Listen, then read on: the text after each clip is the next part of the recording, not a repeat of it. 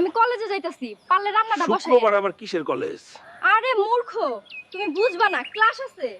Baby, এতক্ষণে তোমার আসার সময় হলো। আরে ওই গাধাটারে ম্যানেজ করে আসতে একটু সময় লাগছে। যাই হোক, এখন চলো জলদি। কি গো সোনা, তুমি আমাকে পাট খেতে কেন আনলে? আরে বেবি, আগে চলো, পরে দেখো। প্লিজ এসব এখন না।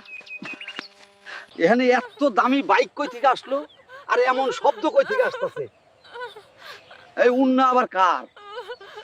তুমি কি আমার সাথে সারা জীবন এই পাট খেতেই কাটিয়ে দেবে? হ্যাঁ, যদি তুমি আমাকে প্রতিদিন এভাবে হাসাতে পারো। হাই হাই, এইটা দেখি আমগো হালকের বউ কলেজে না যাই এইসব করে। ছি, ছি। পাডা হাল্ক, তুই এখানে রান্না বান্না করছো, ওইদিকে তোর বউরে দেখলাম পাট খেতে একটা পোলার লগে আকাম কুকাম করতেছে।